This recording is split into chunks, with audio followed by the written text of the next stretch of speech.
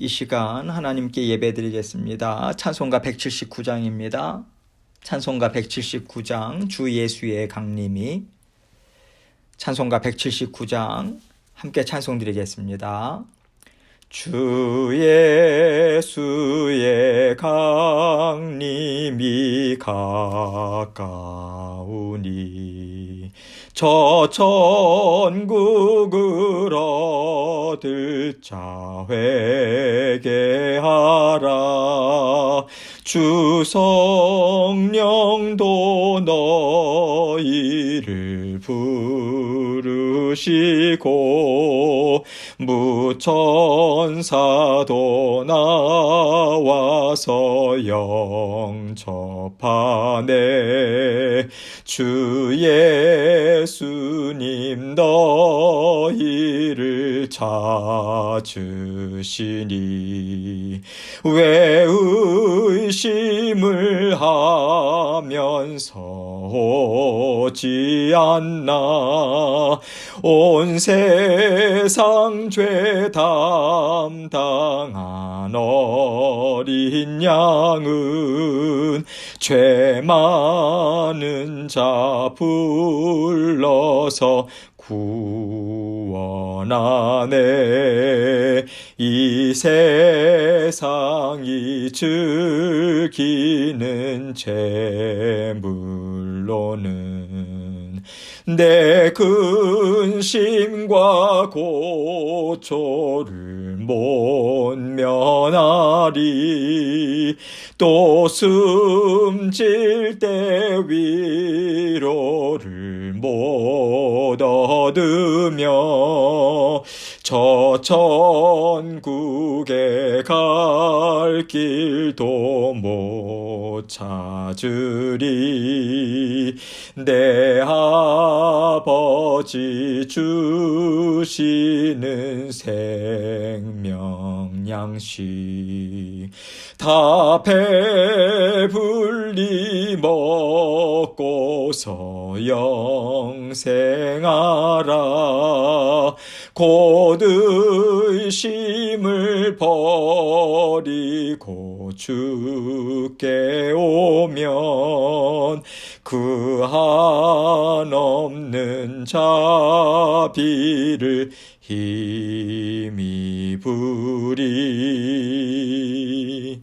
아멘. 기도하겠습니다. 하나님 아버지 감사합니다. 우리가 하루하루 살아가는 이 땅 위에서의 삶은 본향을 향한 삶임을 늘 기억할 수 있도록 도와주셔서 감사합니다. 나그네요 순례객처럼 살아가는 우리에게 성령님 언제나 동행해 주시고 때를 따라 돕는 은혜를 베풀어 주셔서 지혜와 명철과 분별력으로 시대를 분별하며 살아갈 수 있도록 인도해 주셔서 감사합니다. 아버지 하나님, 정말 하루하루 주님께서 기뻐하시는 뜻 온전히 이루어 나아가고 아버지 하나님 정말 하늘 상급 아버지 하나님 주님께서 기뻐하시는 그러한 모습으로 쌓아 나갈 수 있는 저희들 될 수 있도록 은혜 베풀어 주옵소서. 그러기 위해서 우리 주님께서 늘 성령으로 함께하고 계십니다. 주님의 말씀으로 저희에게 깨우쳐 주시고 살아갈 힘 또한 공급해 주십니다. 감사합니다. 아버지 하나님, 주님께서 다시 오시는 날을 저희가 고대하고 오늘 하루하루 아버지 하나님 충실히 주님 사랑하고 주님만 의지하고 아버지 하나님 앞에서 굳건한 믿음으로 살아가는 저희 모든 성도님들 되실 수 있도록 은총 베풀어 주옵소서. 오늘도 말씀을 통해서 저희에게 깨닫게 해주시고 아버지 오늘 하루도 주님 앞에 온전한 영광 돌릴 수 있는 저희들의 삶이 될 수 있도록 지켜보아여 주옵소서. 전하는 부족한 종 입술과 마음도 주장해 주시고 주님께서 주신 말씀 주님께만 온전한 영광 돌리는 이 시간 될 수 있도록 붙잡아 주옵소서. 예수 그리스도 귀하신 이름으로 기도합니다. 아멘. 하나님 말씀 봅니다. 누가복음 17장 26절로 30절입니다. 누가복음 17장 26절로 30절 말씀 제가 읽겠습니다. 노아의 때에 된 것과 같이 인자의 때에도 그러하리라. 노아가 방주에 들어가던 날까지 사람들이 먹고 마시고 장가들고 시집가더니 홍수가 나서 그들을 다 멸망시켰으며 또 롯의 때와 같으리니 사람들이 먹고 마시고 사고 팔고 심고 집을 짓더니 롯이 소돔에서 나가던 날에 하늘로부터 불과 유황이 비오듯 하여 그들을 멸망시켰느니라. 인자가 나타나는 날에도 이러하리라. 아멘. 하나님께서 세상을 심판하시는 날이 있다고 성경은 계속해서 말씀하고 있습니다. 그리고 그 심판의 날이 있을 것임을 주님 또한 분명하게 말씀하셨고요. 주님께서는 내가 다시 오겠다, 그 약속의 말씀을 우리에게 주셨습니다. 그런데 주님이 다시 온다고 말씀하신 적이 도대체 언제야? 이제 안 와. 이렇게 포기하고 사는 사람들도 있죠. 하나님께서 주님을 다시 보내시겠다고 말씀하신 것에는요, 하나님께서 이 세상을 심판하시겠다, 이 의미가 담겨져 있는 것입니다. 하나님께서 심판하시겠다고 말씀하시고 이미 이 땅에서 하나님의 심판이 일어난 때가 있었다, 이것을 성경은 보여주고 있는 거죠. 오늘 본문은요, 노아의 때가 있었고요, 또 소돔과 고모라를 멸하신 롯의 때, 이 두 가지의 때를 말씀해 주고 있어요. 그러니까 하나님께서는요, 우리에게 보여주시는 거예요. 소돔과 고모라가 멸망할 때도 사람들은 너무나도 놀랐습니다. 그들이 속해 있던 땅은요, 다 사라져 버렸어요. 그런데 하나님께서 말씀하신 마지막 때는요, 이 지구 전체가 불에 다 타고 없어지는 거예요. 녹아져요. 모든 천지가 다 풀어 없어진다.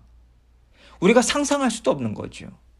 이해할 수도 없는 일이 벌어질 것을 성경은 분명하게 말씀하고 있거든요. 그렇다면 그 마지막 때는 온 인류가 엄청난 두려움과 놀람에 휩싸일 것이 분명하죠. 그렇다면 우리가 이것을 어떻게 생각하고 또 지금 어떻게 살아가야 하겠는가?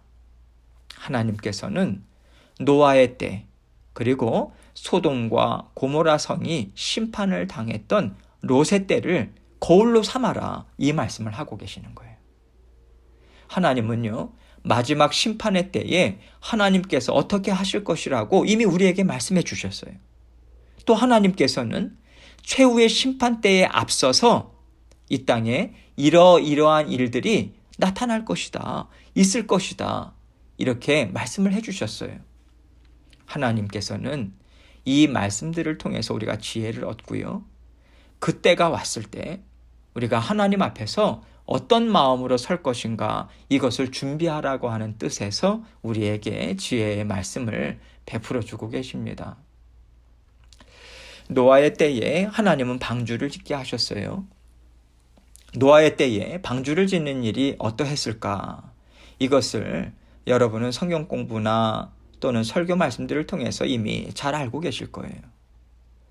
노아 당시에 노아가 방주를 짓는다라고 하는 것은요, 주변에 살고 있던 사람들과는 완전히 따로 떨어져서 혼자 외롭게 사는 것을 의미해요. 세상 사람들이 봤을 땐 노아는 완전히 정신 나간 사람이거든요. 어떤 이상한 종교에 사로잡혀서 엉뚱한 짓을 하는 사람처럼 보이는 거예요. 그러니까 사람들이 노아를 상대할 필요가 없다, 이렇게 생각하는 거죠. 그렇게 노아는 다른 사람들로부터 판단을 받고요, 배척을 받으면서 어찌 보면 노아의 가족들과 외로운 삶을 살고 있었던 거죠.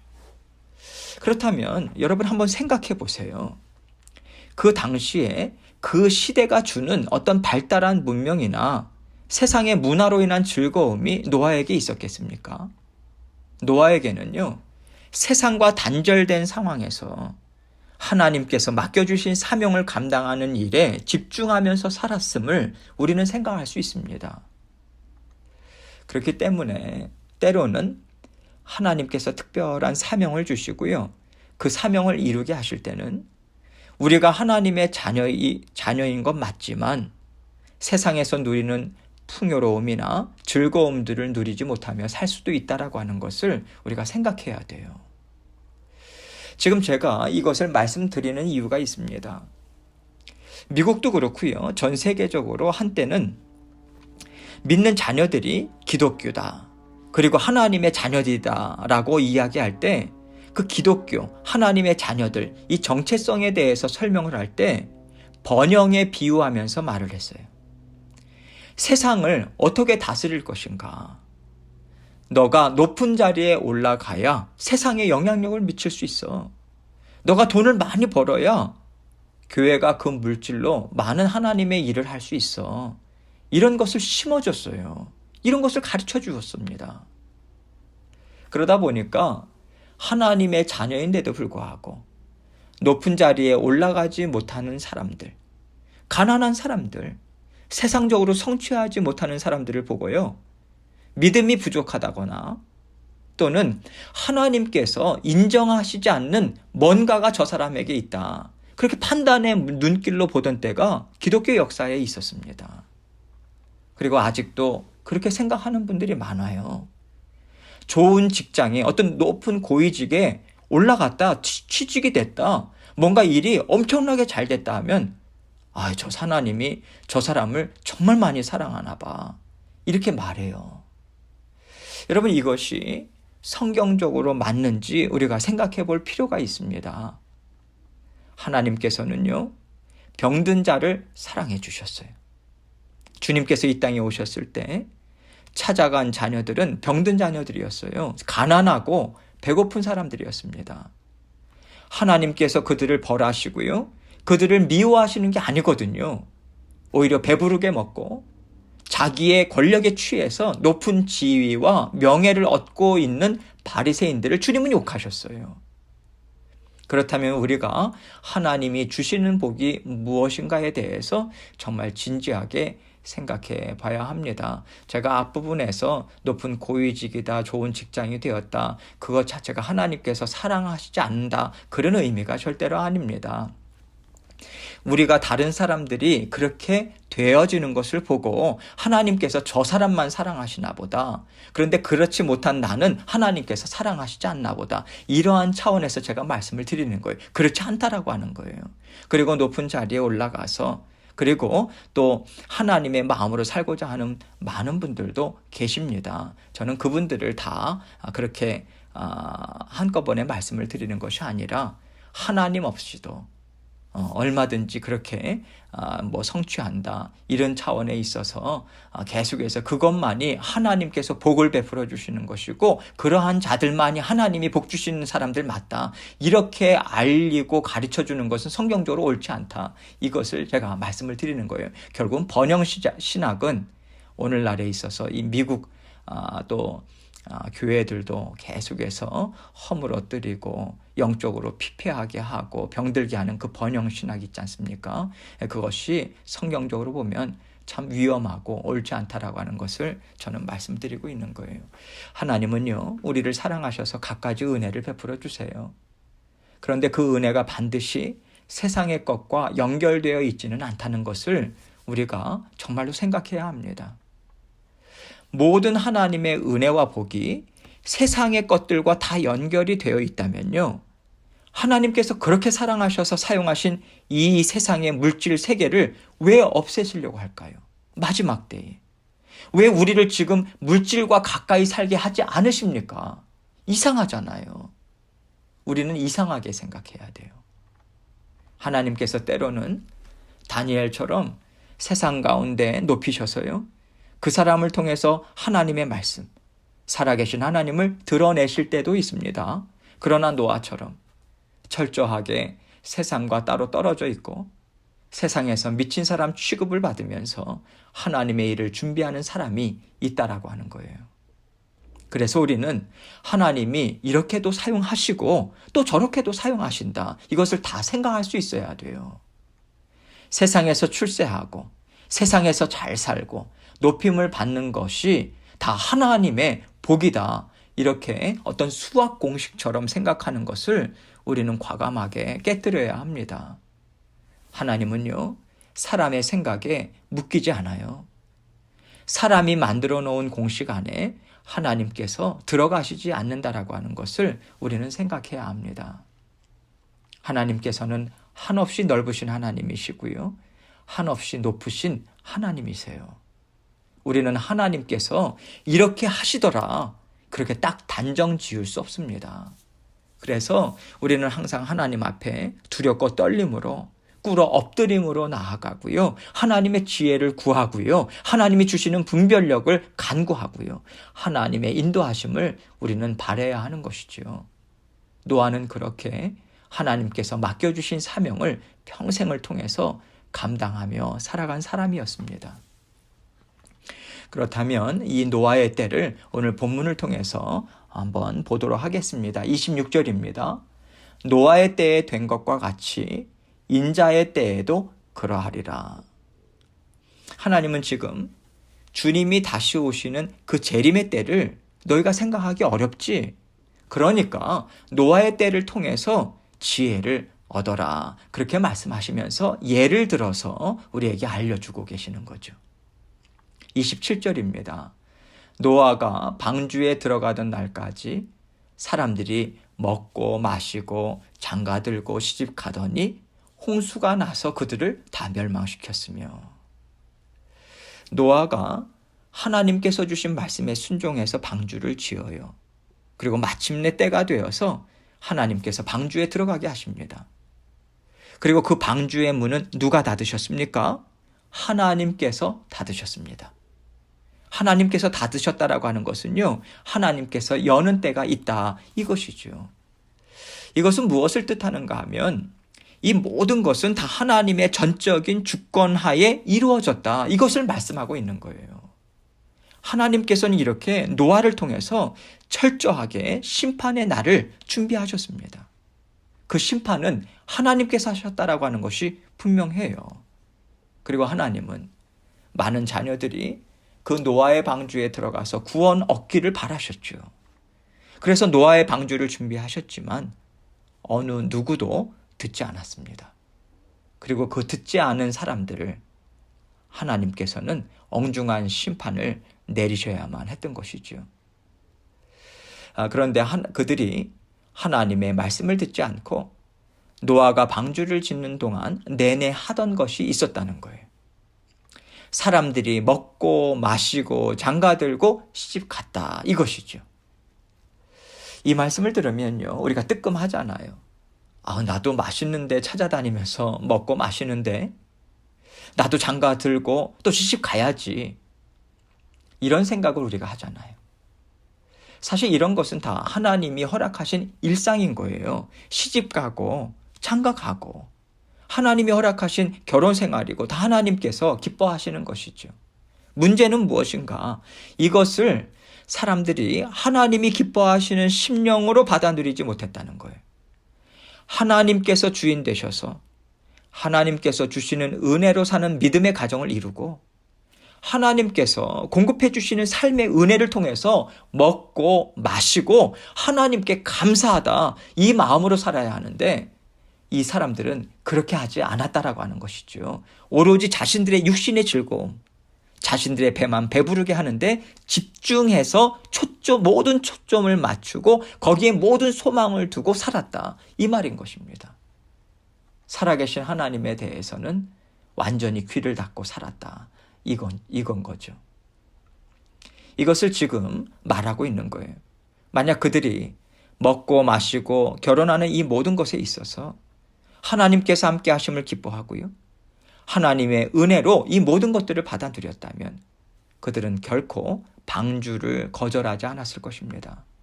그러나 그들의 삶에는 하나님이 없었기 때문에 그들은 방주에 들어가지 않았고요, 하나님은 심판하실 수밖에 없으셨던 거죠. 28절입니다. 또 롯의 때와 같으리니 사람들이 먹고 마시고 사고 팔고 심고 집을 짓더니, 여기는 표현이 조금 달라요. 먹고 마시고, 그리고 어떠한 일이 있다고 말씀하나요? 사고 팔고 심고 집을 지었다, 이렇게 말하고 있죠. 이것은 앞부분에 노아의 때하고 조금 다르죠. 여기서는 사고 팔고 심고 집을 지었다, 이렇게 좀 더 강조하듯이 설명하고 있어요. 여러분, 우리는요, 이 말씀을 롯의 때에 그때 그 당시에 소돔과 고모라에 있었던 사람들은 완전히 육신의 욕망, 안목의 정욕, 이 세상 살림살이에 대한 사랑함에 대한 그런 이 세상 살림살이에 대한 사랑, 이것에 대한 절정에 달해서요.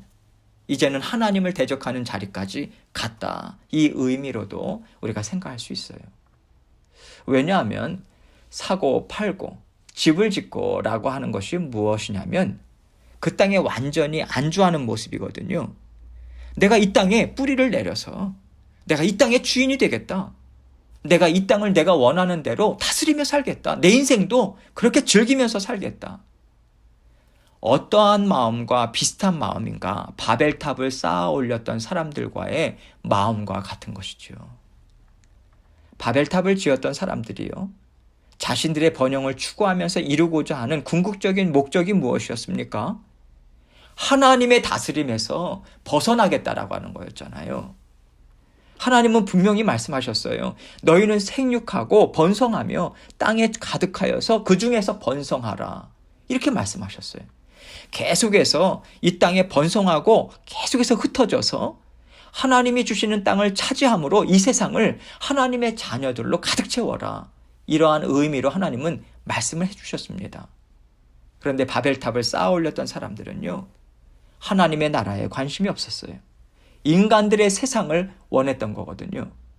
이런 맥락에서 여기에서 사고 팔고 심고 집을 지었다. 이 표현 또한 우리는요, 하나님이 사랑하는 자녀들과 함께 하나님의 나라를 이룬다라고 하는 개념이 아니라 물질로 다스리는 세상을 내가 만들겠다.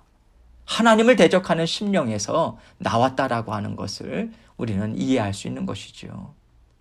결국 하나님께서 말씀하시는 것은 노아의 때나 롯의 때나 사람들은 살아계신 하나님에게는 관심이 없었다.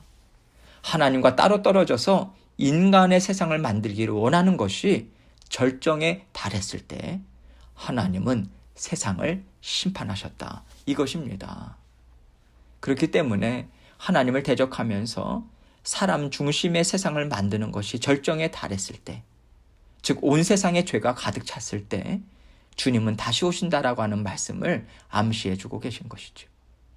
29절입니다. 롯이 소돔에서 나가던 날에 하늘로부터 불과 유황이 비오듯 하여 그들을 멸망시켰느니라. 롯 당시에는 어떻게 심판이 임했습니까? 불과 유황으로 심판을 하셨다. 그리고 노아의 때는요, 물로 심판을 하셨고요. 30절입니다. 인자가 나타나는 날에도 이러하리라. 인자가 나타나는 날, 즉 주님 다시 오시는 날은요, 이 땅이 형체도 남아있지 않을 것이다. 이렇게 성경은 말씀해 주십니다. 그렇다면 형체도 남아있지 않을 이 땅에 우리는 무엇을 쌓아두고 살아야 하겠습니까? 과연 우리가 이 땅에 우리 마음의 소원과 우리 마음의 희망과 미래, 이런 것들을 계속해서 심으면서 살아야 하겠습니까? 주님은 그렇다면 너무 허망한 인생이 되지 않겠는가, 이렇게 말씀하시는 거예요. 왜냐하면 하나님은 이 땅의 소유나 세상의 것들에 마음을 두고 계시는 것이 아니라 이 땅의 사람들의 삶이요, 사람들의 마음에 관심이 있으시기 때문이에요. 그렇다면 우리가 깨어있는 자로서 주님께서 다시 오심을 믿고 주님을 맞아들이기 위해서 준비하며 사는 인생은 어떠해야 하겠는가? 우리가 결코 이 땅의 것으로 계속해서 채우고 이 땅에 모든 것을 쏟아붓고 사는 인생은 우리가 살지 않을 거예요. 하나님은 사랑하시는 자녀들의 마음을 우리가 힘있게 불러일으키고요, 자녀들의 연약함을 세워주면서 하나님을 기뻐하고 감사하는 자녀들이 될 수 있도록 날마다 말씀과 성령을 통해서 여러분과 저를 힘있게 인도해 주고 계십니다. 그래서 우리가 하나님의 마음으로 하나님께서 맡겨주신 가족들과 지인들과 또 믿음의 지체들을 섬기고 사랑하며 살아간다면 하나님께서 우리의 삶을 기뻐하실 것이고요, 주님이 다시 오실 때 우리는 정말 큰 기쁨으로 주님을 맞이할 수 있을 것입니다. 오늘도 주님께서 말씀을 통해서 깨닫게 하신 것을 하나하나 마음에 심으시고요, 주님께서 잘 살았다 인정하시는 자녀들로 날마다 힘있게 살아가시는 저와 여러분이 되시길 주님의 이름으로 축원합니다. 계속해서 기도하겠습니다. 하나님께서 다시 오신다 약속해 주셨고 그 가운데 하나님께서 하루하루 주님께서 기뻐하시는 뜻이 무엇인가를 우리에게 알려주고 계세요.